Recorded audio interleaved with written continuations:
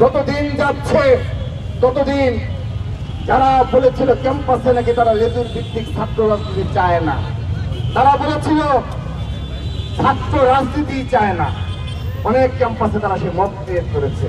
কিন্তু পরবর্তীতে দেখা গেল বাংলাদেশের শ্রেষ্ঠ লেজুর ভিত্তিক ছাত্র সংগঠন হিসেবে তারা আবির্ভূত হয়েছে, বাংলাদেশের শ্রেষ্ঠ মুনাফেক হিসেবে তারা আবির্ভূত হয়েছে। শুধু তাই নয়, হাজার সংগঠন থেকেও তারা সবচেয়ে বেশি দাঁড়িপাল্লার পক্ষে ভোট চেয়ে বেড়াচ্ছে। শুধু তাই নয়, যেন তাদেরকে প্রজন্মকে বিভ্রান্ত করা যায়, ভোটারদের বিভ্রান্ত করা যায়। একজন সোশ্যাল মিডিয়ায় দেখবেন তারা প্রতিদিন একটি করে মিনিমাম স্ট্যাটাস দেয় যে মিথ্যা নোংরাভাবে কিভাবে বিএনপিকে হেয় প্রতিপন্ন করা যায়। আল্লাহর রহমতে, অশেষ রহমতে যতদিন যাচ্ছে ততদিন তাদের মুখোশ উন্মোচন হচ্ছে। সাধারণ ছাত্র সমাজ আজ বুঝতে পেরেছে। আমাদেরকে বলা হয়েছিল, ছাত্রদলকে বলা হয়েছিল ছাত্রদল নাকি হল দখল করবে, ছাত্রদল নাকি গেস্টরুম কালচার করবে, ছাত্রদল নাকি হ্যান্ড কত কিছু করবে। আপনারা কি দেখেছেন এই পর্যন্ত ছাত্রদল তারা কোন অনাকাঙ্ক্ষিত ঘটনা ঘটেছে? আমি স্বীকার করছি, তেজগাঁও কলেজে একটি সংঘর্ষের মাধ্যমে হত্যাকাণ্ডে সাকিবকে হত্যা করা হয়েছে। বাংলাদেশ জাতীয় ছাত্রদল সেই ছাত্র সংগঠন, যে ছাত্র সংগঠন কখনো অপরাধীকে আড়াল করে না, কখনো অস্বীকার করে না। আমরা আবারও আজকে প্রেস রিলিজ করে দেখার অনুরোধ জানাচ্ছি।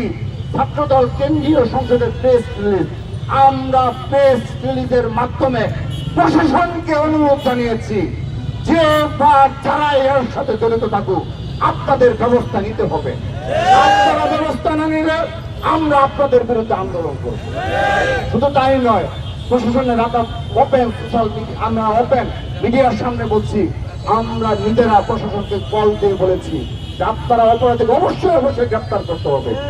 কোন ছাত্র দল আর কখনো কোনোভাবে কোন অনাকাঙ্ক্ষিত ঘটনার মাধ্যমে যদি কিছু হয়ে থাকে আমরা তা বরদাস্ত করব না। এটি নতুন ধারার বাংলাদেশ। কোন বিচ্ছিন্ন ঘটনা ঘটলো সেগুলোকে আমরা শাস্তির আওতায় নিয়ে আসি। তো আমাদের সম্পর্কে যা বলা হয়েছিল, আল্লাহর রহমতে বাংলাদেশে কেউ বলতে পারবে না যে কোন সাধারণ শিক্ষার্থীর, লক্ষ লক্ষ সাধারণ শিক্ষার্থীর একজনের একটি রুম ছাত্রদল দখল করেছে। জোর জবরদস্তিমূলক ভাবে তার রুমে গিয়ে ছাত্রদল থাকছে, একটি দৃষ্টান্ত দেখাতে পারবে না।